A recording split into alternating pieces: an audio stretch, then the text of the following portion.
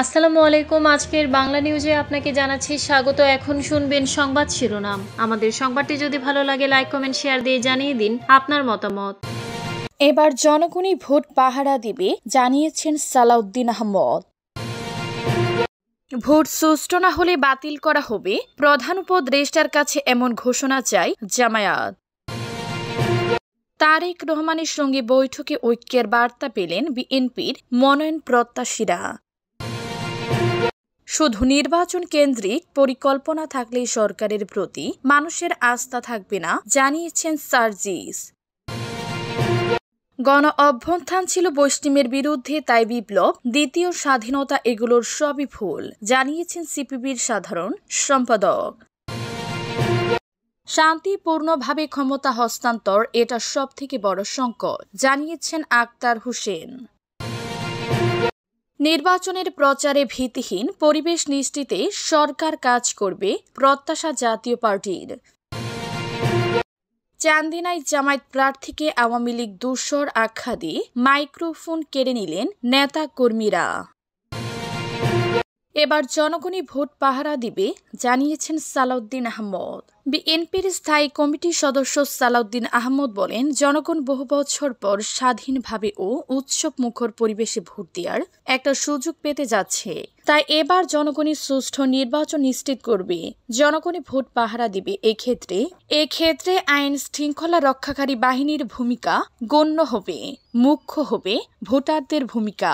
আজ সোমবার সন্ধ্যায় এক গোলটেবিল বৈঠকে এই কথা বলেন সালাউদ্দিন আহমদ। অন্তর্ভুক্তিমূলক ও সুষ্ঠু জাতীয় সংসদ নির্বাচন রাজনৈতিক দলের কাছে নাগরিক সমাজের প্রত্যাশা শীর্ষক এই গোলটেবিল বৈঠকে জামায়াতের নায়েবে আমির সৈয়দ আবদুল্লাহ মোহাম্মদ তাহের সহ বিভিন্ন রাজনৈতিক দলের নেতারা অংশ নেন।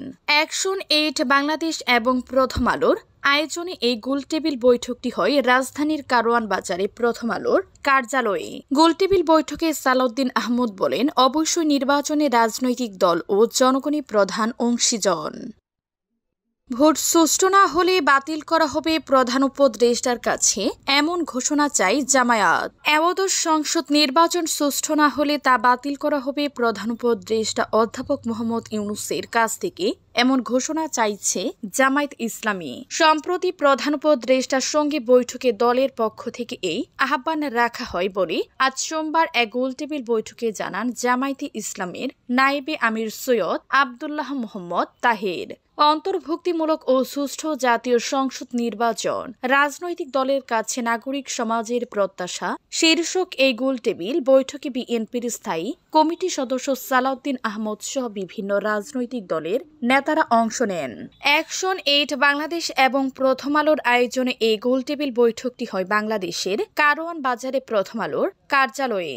আবদুল্লাহ তাহের বলেন, প্রধান উপদেষ্টার সঙ্গে সাক্ষাতের সময় জামায়াতের পক্ষ থেকে বলা হয়েছে মূলধারার রাজনৈতিক দলগুলোর সঙ্গে যাতে আলোচনায় বসা হয়, সেই আলোচনায় সরকারের পক্ষ থেকে সুষ্ঠু নির্বাচনের প্রতিশ্রুতি দেওয়া হয়। রাজনৈতিক দলগুলো আচরণ বিধি লঙ্ঘন না করার অঙ্গীকার করবে, সেটি টেলিভিশনে প্রচার করা হয়, দেশবাসী দেখবে। এরপরও নির্বাচন যদি সুষ্ঠু না হয় তাহলে প্রধান উপদেষ্টা সেই নির্বাচন বাতিল করে নতুন নির্বাচন দিবেন। তারেক রহমানের সঙ্গে বৈঠকে ঐক্যের বার্তা পেলেন বিএনপির মনোনয়ন প্রত্যাশীরা। আগামী জাতীয় সংসদ নির্বাচন সামনে রেখে খুলনা ও সিলেট বিভাগের দলীয় মনোনয়ন প্রত্যাশীদের সঙ্গে ভার্চুয়ালি বৈঠক করেছেন বিএনপির ভারপ্রাপ্ত চেয়ারম্যান তারেক রহমান। আজ সোমবার সন্ধ্যায় রাজধানীর গুলশানে বিএনপি চেয়ারপারসনের কার্যালয়ে এই বৈঠক অনুষ্ঠিত হয়। বৈঠকে উপস্থিত সিলেট ও খুলনা বিএনপির একাধিক মনোনয়ন প্রত্যাশী প্রথম আলোকে জানিয়েছেন, সংসদ নির্বাচন সামনে রেখে বিএনপি দ্রুত ৩০০টি আসনে দলীয় প্রার্থীর নাম ঘোষণা করবে বলে জানিয়েছেন দলের ভারপ্রাপ্ত চেয়ারম্যান তারেক রহমান। তিনি বলেছেন, বিএনপি ও দেশের বিরুদ্ধে বিশাল ষড়যন্ত্র চলছে, তাই সবাইকে ঐক্যবদ্ধ থাকতে হবে। যাকে প্রার্থী ঘোষণা করা হবে তার পক্ষে ওপর মনোনয়ন প্রত্যাশীদের সম্মিলিতভাবে কাজ করতে হবে। বৈঠকে থাকা বিএনপি নেতারা জানান, বিকেল 4টার পর থেকে 3 ধাপে বিএনপির ভারপ্রাপ্ত চেয়ারম্যান তারেক রহমান দলীয় মনোনয়ন প্রত্যাশীদের সঙ্গে কথা বলেন। প্রথমে রাজশাহী ও বরিশাল বিভাগের মনোনয়ন প্রত্যাশীদের সঙ্গে বৈঠক করেন। এরপর সন্ধ্যায় সিলেট ও খুলনা বিভাগের মনোনয়ন প্রত্যাশীদের সঙ্গে কথা বলেন। সর্বশেষ তিনি কথা বলেন ঢাকা বিভাগের মনোনয়ন প্রত্যাশী দলের নেতাদের সঙ্গে।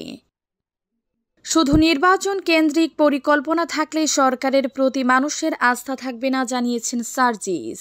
ফেব্রুয়ারিতে নির্বাচন হলেও জাতীয় নাগরিক পার্টির এনসিপি কোনো সমস্যা নেই উল্লেখ করে দলটির মুখ্য সংগঠক উত্তরাঞ্চল সার্জিস আলম বলেছেন, কিন্তু সরকারের উপর গুরুত্বপূর্ণ যেসব দায়িত্ব রয়েছে সেগুলো বাস্তবায়ন না করলেই হয়, যেমন জুলাই সনদের আইনগত ভিত্তি দেয়া, জুলাই আন্দোলনে হত্যাকাণ্ডের দৃশ্যমান বিচারিক প্রক্রিয়ার একটি বড় অংশ যেন আমরা কার্যকর দেখতে পারি।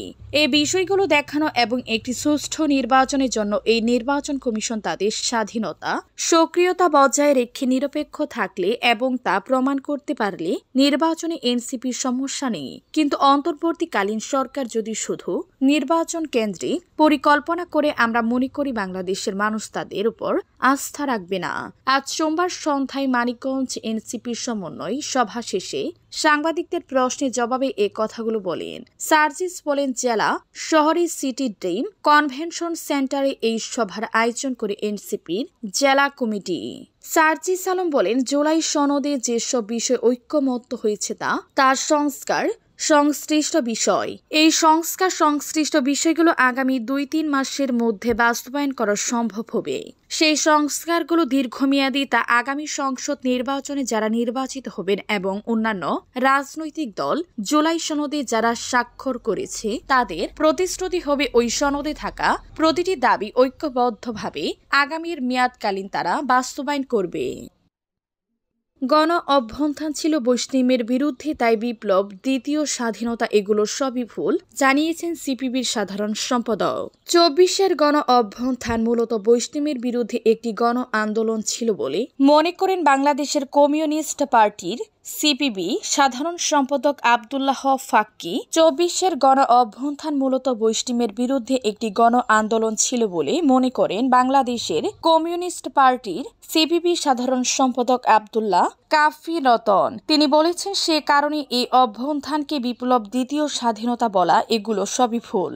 এই বক্তব্যের পক্ষে যুক্তি দিয়ে আব্দুল্লাহ কাফি রতন বলেন, আন্দোলনে যারা শহীদ হয়েছেন এবং আহত হয়েছেন তাদের যদি একটা শ্রেণী বিশ্লেষণ করেন, দেখবেন অন্যান্য শ্রেণী পেশার মানুষের তুলনায় একেবারে প্রান্তিক জনগোষ্ঠীর মানুষ বেশি। তিনি বলেন, অভ্যুত্থানের সময় 24 জন শ্রমিক সহ প্রান্তিক জনগোষ্ঠীর 168 জন নিহত হয়েছেন। এই মানুষরা সমাজ ও রাষ্ট্রের বিভিন্ন জায়গায় যেসব বৈষম্য রয়েছে তার বিরুদ্ধে প্রতিবাদ জানিয়ে আন্দোলনে যোগ দিয়েছিলেন। অন্তর্ভুক্তিমূলক ও সুষ্ঠু জাতীয় সংসদ নির্বাচন, রাজনৈতিক দলের কাছে নাগরিক সমাজের প্রত্যাশা শীর্ষক গোলটেবিল বৈঠকে এসব কথা বলেন আব্দুল্লাহ কাফি রতন। অ্যাকশন এইড বাংলাদেশ ও প্রথম আলোর আয়োজনে আজ সোমবার বিকেলে রাজধানীর কারওয়ান বাজারে প্রথম আলো কার্যালয়ে এই গোলটেবিল হয়। এর আগে সুষ্ঠু ও অন্তর্বর্তীমূলক নির্বাচনে দেশের 9টি জেলায় আয়োজিত গোলটেবিল বৈঠক থেকে উঠে আসা সুপরিবারগুলো এখানে তুলে ধরেন অ্যাকশন এইড বাংলাদেশের ইমিন রাইস লিড মরিয়ম নেসা। নির্বাচনের প্রচারে ভীতিহীন পরিবেশ নিশ্চিতে সরকার কাজ করবে, প্রত্যাশা জাতীয় পার্টির। আগামী জাতীয় সংসদ নির্বাচনের প্রচারে সব রাজনৈতিক দল সমান সুযোগ পাবে এমন ভয় ভীতি ও আতঙ্কহীন পরিবেশ নিশ্চিতে অন্তর্বর্তী সরকার কাজ করবে বলে আশা প্রকাশ করেছেন জাতীয় পার্টির একাংশের নেতারা। একই সঙ্গে নির্বাচনে শান্তিপূর্ণ পরিবেশ নিশ্চিতে আইন শৃঙ্খলা রক্ষাকারী বাহিনীও নিরপেক্ষভাবে কাজ করবে বলে প্রত্যাশা তাদের। রোববার রাতে গুলশানের হাওলাদার টাওয়ারে অনুষ্ঠিত এক জরুরি প্রেসিডিয়াম সভায় জাতীয় পার্টি নেতারা এ প্রত্যাশা জানান। সোমবার এক সংবাদ বিজ্ঞপ্তিতে ওই সভায় আলোচনায় বিষয়বস্তু তুলে ধরা হয়েছে। 4 ঘণ্টা ধরে চলা ওই সভায় দেশের চলমান রাজনৈতিক পরিস্থিতি, আগামী জাতীয় সংসদ নির্বাচনে অংশগ্রহণের কৌশল নির্ধারণ এবং সারা দেশে সাংগঠনিক কর্মসূচি বিস্তার নিয়ে আলোচনা করেন দলটির নেতারা। জাতীয় পার্টির একাংশের চেয়ারম্যান আনিসুল ইসলাম মাহমুদের সভাপতিত্বে সভায় কো চেয়ারম্যান কাজী ফিরোজ রশিদ, নির্বাহী chairman Mujibul Haque, co chairman Syed Abu Hossain, Shahidul Rahman, Liaquat Hossain, Zahirul ইসলাম, মোস্তফা আল মাহমুদ বক্তব্য দেন। দলটির মহাসচিব ABM রুহুল আমিন হাওলাদার সভায় সূচনা বক্তব্য দেন। শান্তিপূর্ণভাবে ক্ষমতা হস্তান্তর এটা সবথেকে বড় সংকট, জানিয়েছে আক্তার হোসেন।